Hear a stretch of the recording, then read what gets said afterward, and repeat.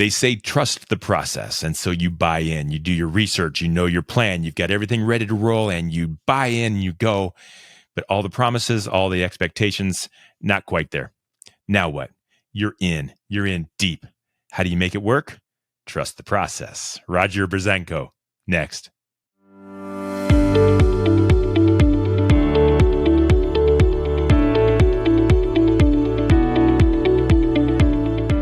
The heat is on. Let's get cooking. This is Purpose Under Pressure, brought to you by the Ruby Group Sandler Sales Training, serving sales professionals nationwide from their Akron and Columbus, Ohio locations, also in Jacksonville, Florida.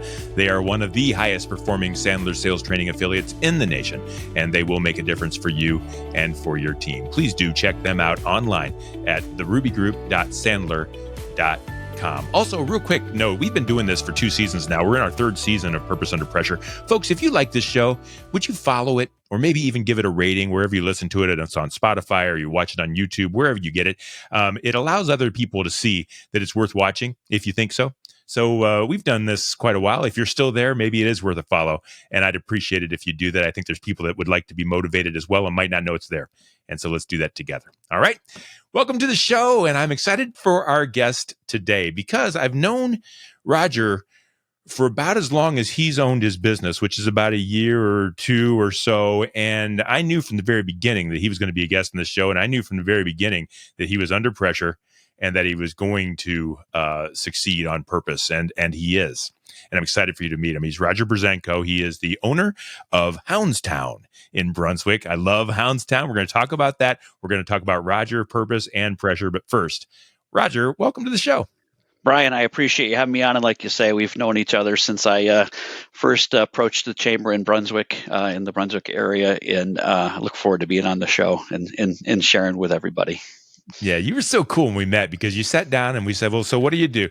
Man, I am just trying to start a dog thing. We're going to talk about what it is. Doggy Day Care, yeah. It was like, you're just going to start it, and you're like, yeah, we're just going to start it. And then I was just thrilled then because I love entrepreneurialism. I love going out and starting your own thing and doing your own thing. And you've been doing it. So Doggy Day Care, let's talk about that. What is Houndstown? And then we're going to get into the pressures that go with it. Yeah. Again, Houndstown is a fully interactive doggy daycare and overnight boarding facility. It is part of a franchise. So obviously with a franchise system, something that was already established, they're a 20-year-old franchise, but really just hit their mark of growth here in the last 4 to 5 years. But yeah, I mean, we are all about the dogs and doing it for the dogs. And at the end of the day, it's literally just everybody looks at doggy daycare as all fun, and there's a lot of fun to it, but there's also a lot of challenges, which we're going to touch on today. Yeah, and let's talk about that. How did you decide there's a lot of franchise opportunities. How did you decide to do Doggy Daycare Houndstown? And what were the challenges starting up in a market where there was none before? You just kind of landed there and went. Let's talk about how did you decide to do it and take it from there? Yeah, so I had 30 years of sales experience prior to going down this road in corporate America, basically. And unfortunately, in October of 2020, early COVID, after 14 years with a big Fortune 500 company, one day I woke up to the infamous email that a lot of people in corporate America wake up to.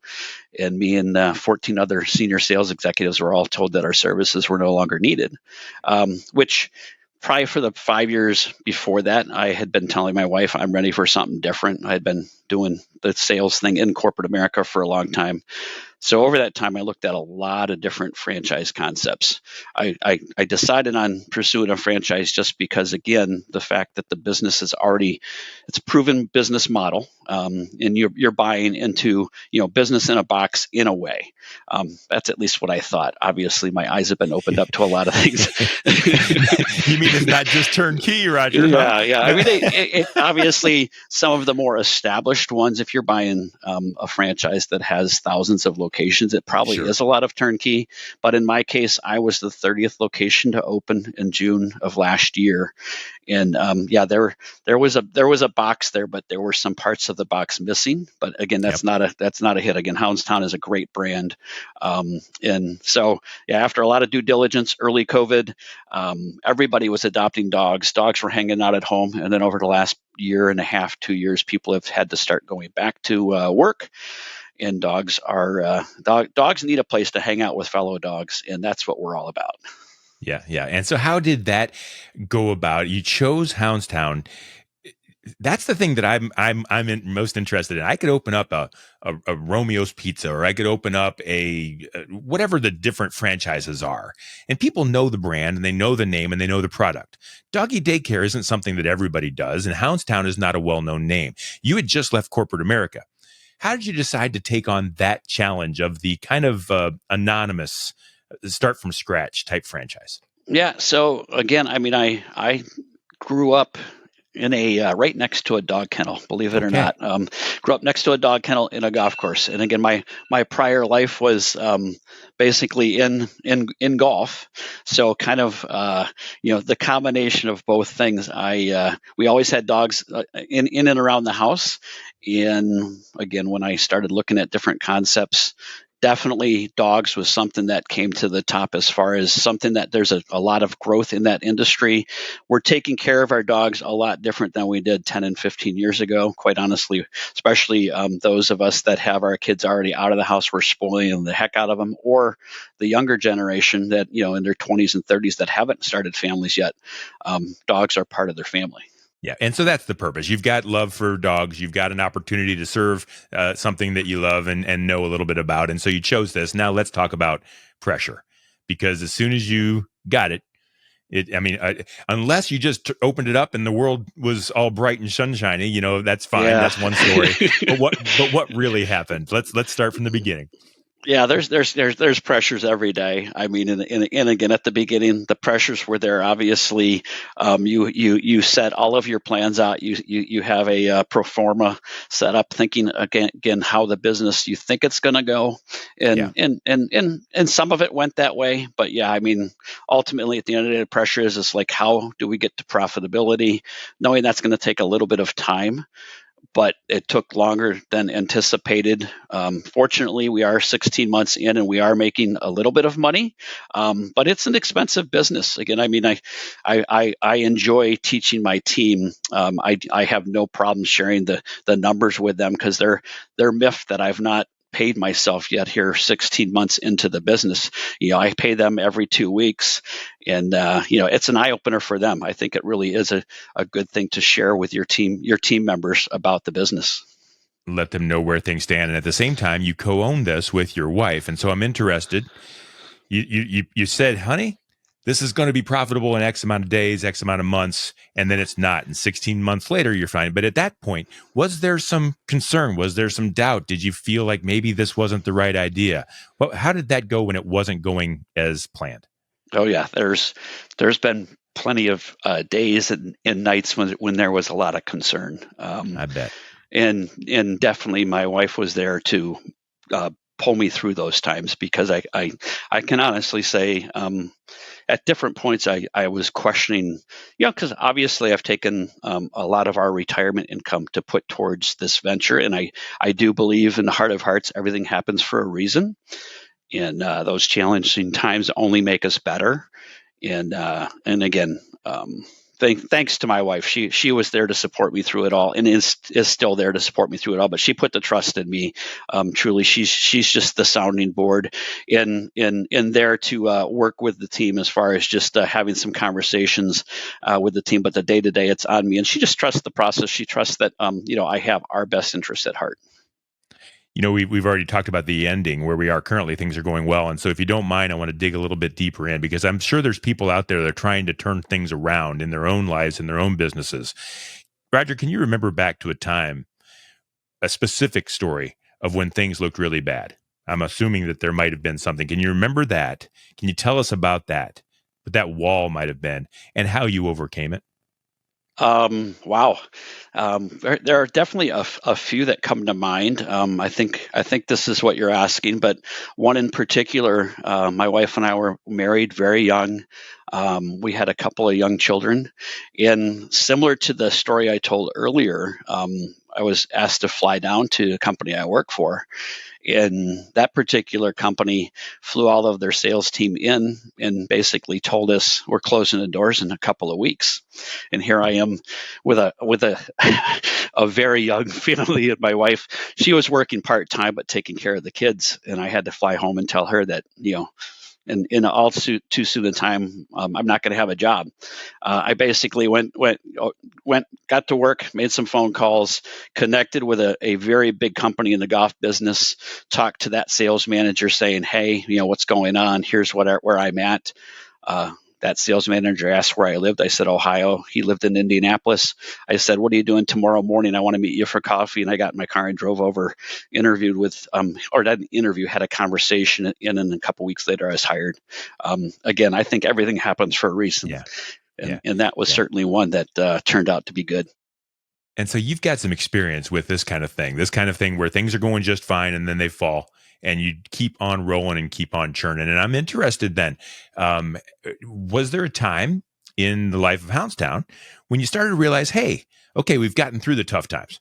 We weren't making any money. We were taking from retirement fund. We were getting through this. I can actually see a little bit of light at the end of this tunnel. What was that moment like when you started to think, this thing just might work? There's definitely a lot of times now over the last few months where things are happening on a day in day out basis, but it's still, like this week. I'll use this week as an example. Our Yeah, daycare good. numbers with the dogs are down. Like, I'm scratching my head. We've had 900 plus dogs come through the doors, and this week we have like around 20 every day for daycare. And some Okay. people might think that's a big number. It's not. I mean, I need to have like 30 to 40 dogs minimum just again to pay the bills. And we're all scratching our heads like, what is going on here? Now, at the same time, we're in Ohio, and the weather's been fantastic. It's been in the 70s. We're heading into fall. So while I want the sun to keep shining, I can't wait for the worst weather, because once it starts raining and getting cold, the dogs will be coming in. I have the faith they'll be coming in, but it's just, again, a lot of different dynamics. Yeah. And so a very wise person once told me, he said, God will give you a shovel, but you've got to dig your own hole. And so faith works, and I know it Yes. works. Yep. I wouldn't be doing what I'm doing if it weren't for faith. So we know it's going to be okay. But what kind of things are you doing today to actually impact the change that needs to be happening so you can get from 20 dogs up to the 40 where you need to be? How do you make those daily decisions to impact the business when you're not quite sure whether it's a trend or not? How do you move forward sometimes? Yeah. Again, with some of that, part of being in a franchise is rely on some of those people in house that's what they do every day. We have an established marketing team, in following some of the scripts that they provide as far as here's what we should be doing in these situations. Now, at the same time, I'll push back at them because I'm like, I've been following that script and here we are, and why isn't this going on? And that's where I will take it to the Okay. local level. Doing some of the things just from experience, knowing that interacting with whether it's groomers or veterinarians or other things in the area and connecting with them, and just, again, all we do is doggy daycare, boarding, in baths. So I can Yeah. refer my dog customers to groomers and vice versa, vets, that type of stuff. So taking it at a local level, which I think is very impactful as well. And so I know there's a lot of pressure in what you do because you've got dogs. I love dogs. Dogs are a pain in the butt, but I will always have one. And so we're going to talk about that a little bit. I'm interested too, though, from a small business point of view, from a new business point of view, employment. Employment is hard. It's hard to find the right team. It's hard to find a team that'll stick with you. It's hard to find people that want to work sometimes. And I know your business must be labor intensive. Let's talk about some of the issues when it comes to employment. Yeah, without question, probably the biggest challenge to date, in one of my blind spots, I would say, as I went into opening a doggy daycare business is, I've got a great team in place now, but it took probably a good 8 to 10 months to get the right team. Um, Mm, and that could be some of that point the finger at me, and at the same time it's just understanding we're in a different age, and there's a lot of good young workers out there, and there's others that just seem to want to work. And I would scratch my head and follow all the processes I've been taught to interview, potential candidates, and made some moves. And most of those worked out at first, but some of those didn't last very long. And trying to give, especially, when the outsider looking in thinks doggy daycare, oh, all you do is play with dogs. That's the farthest thing from the truth. Again, from our side, when we're taking care of the dogs, that's what we're doing. We're caring for the dogs. We're not playing with the dogs. And that's, I guess, what some of my employees didn't understand, that's not what we're there for. And we are also there to work. We're not there to just be on our phones and collect a paycheck. Yeah.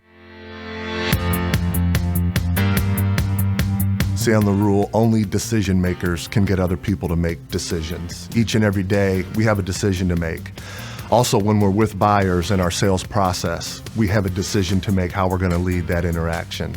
And if I'm somebody that can make daily commitments and keep those daily commitments, then when I'm with buyers, I expect them to make commitments and keep those commitments to me throughout that sales process.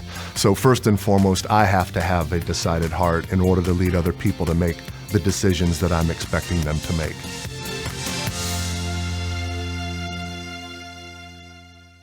Yeah, and so you worked in a position where you didn't have to hire. You were in sales and doing things on your own, and now all of a sudden you're doing something you've never done before. A lot of problems with small business and small business owners is that we're good at one thing or we're passionate about one thing, but we don't know how to do all of the things, the accounting and the hiring and the HR and the legal and the everything, right? What did you learn? What were you able to impact or do maybe a little bit differently that's allowed you to create a team that's strong and viable for you moving forward? I think people will learn a little bit from you on that. Yeah, again, from each of those hires and the situations that presented themselves where there was a decision that we're parting ways, or quite honestly, a few times just being ghosted and an employee doesn't show up, just learning from those and trying to be more interactive with my employees and letting them know from the get-go, like, hey, you're not going to hurt my feelings if during this interview process you figure out this isn't for you. Let's decide that early versus late, or at the same time, and trusting my team members who have been with me now for a while, and letting them take on some of the more responsibilities, because you hit on it. At first, I was doing it all. We all do that. and thinking, and quite honestly, thinking that I had to do it all. And at first, probably I did, but understanding that some of these things now, my team is more than capable of handling, and I just need to step away, especially as we head here towards, at some point, hopefully in the next 6 to 12 months, opening location number 2, and having the confidence that my team can handle most of the day-to-day stuff, and I can work on the business versus working in the business. Yeah. Yeah. I've talked with a lot of business owners, and sometimes I get a little perturbed because they say no one wants to work and no one can work. And that's not true. Like, it's on us as employers to find the people who want to be leaders, that want to impact growth, and they're out there, but we have to change sometimes our ways. And our expectations and setting those. And it sounds like you're doing that. I'm interested when you're talking to potential employees now, do you give them the sense that, hey, I'm looking for leaders. I'm not just looking for a warm body. I want someone that wants to be here. And is that helping you? Yeah, what we have a step program. So someone comes in as a kennel attendant, and then explain to them the ways they can work themselves up the ladder. Yeah. And I present that to every one of the people that come through the door. And fortunately, now I have a couple that want to become leaders, want to be store managers, want to help me build this business. And those are the things that are exciting, because, again, not only do I want to build a lasting legacy for my family, my kids' kids, hopefully here in Northern Ohio with Houndstown, but provide the opportunity for maybe one of my employees that maybe without me, they wouldn't have been able to be an owner of a business. And I'm open to that as we continue to grow. And again, some of my team members, that's what they want to do. They're all about taking care of the dogs, wanting to be in that business, that they prefer to do that than working with humans. And that's what we're there for. Yeah, you just got to reach out and let them know that they're valued and they're respected. I think that's the way to get it done. Maybe it seems simplistic, but congratulations to you on kind of figuring that out. Now let's talk about dogs. Yep. Because here's the thing. Customer service is everything. A customer comes in, they have an impression and they leave, and they're either going to come back or they're not, right? And yet you don't have a whole lot of control over what these dogs do, or maybe you do. I'm interested. What's it like on a daily basis working with dogs, and what are the pressures that come in to make sure your customers are satisfied? Yep. Again, at the end of the day, our customer is the dog. I mean, our customers have humans, but our customer is our dog. Are the dogs. We have to look at everything from about 18 inches off the ground, because that's where the dog's perspective is, and the way we set up our facilities, that type of stuff. But yeah, I mean, dog management is very difficult. It can be challenging. It can be nerve-wracking at times. But the good news is that we bring every dog that comes through the front door has to go through an evaluation process. Most of those dogs do pass that evaluation, but we're just looking for aggression. Obviously, we're full interactive play, so the dogs have to be able to get along with other dogs. We have 7,700 square foot of space, and we have different packs. So we put dogs into packs by size, temperament, and play style. And then once we get them in the packs, we let dogs be dogs. And again, most of the time it all goes well, but all it takes is a dog to be having a bad day. Just like humans, dogs can have bad days. And when that happens, we need to be there to intercede, figure out if we just need to move a dog from one pack to the other. Or again, unfortunately, in some situations, dogs that maybe have been great with us for 4 to 6 months or whatever the timeline may be, just end up not enjoying their time there and become a dog that doesn't work in what we do, and we'll have to ask the pet parent at that point that it's probably not the right environment for your dog, and ask them to not bring them back. Yeah. What's the hardest thing, if you had to ask yourself or your employees, what's the hardest thing about working with dogs? That they can't actually talk and tell us exactly what they're thinking. Boy, that's it, isn't it? That's it. Now, I was going to say that's a little like marriage, but I decided not to say that because. But yeah, no, it's. I mean, it is interesting. Again, yes, I had my own personal dogs, family dogs growing up, that type of stuff. But I by no means have had years and years of dog training going through the franchise process. We had, we did some in-depth dog study and that type of stuff to understand temperament and all those types of things. But it truly is, as time has passed, interesting to see that we can literally pick up those reads and tells that dogs give off, knowing when there might be a situation where they've been great, but they're ready to pounce or do something again that wouldn't be good for the other dogs, or as we call them, we call them townies. They're not dogs, they're townies. It's Houndstown, nice. And they're fellow townies. I like that. Roger, normally in this part of the show, I ask about pressures that are coming, and I may still get to that, but I'm interested in a little bit different take with you. We've talked a lot about pressure. You're now at a spot where you're starting to make a little bit of money and things are starting to look bright. I'm wondering what you're most excited about. After all the hard, you really wanted this turnkey operation. It wasn't as easy to get started as you thought. It was a little rocky at times, maybe even worse than that. Now it's starting to run. What are you most excited about moving forward? Probably two things. One would be definitely getting that second location up and running. I'm not afraid to go after it. I want to bring even it after again. Everything you've been through. You're still ready to go after the next one. Yeah. I'm a sales guy. I'm hungry. I'm hungry, and I know that some of the challenges that we had in location number one, I'll learn from and won't make those mistakes again. And I also know that the community, again, the first location's in Brunswick. I live about 40 minutes away from there in Avon. I've lived in Avon for over 30 years, and I know that this community right around where I live is in need of this product.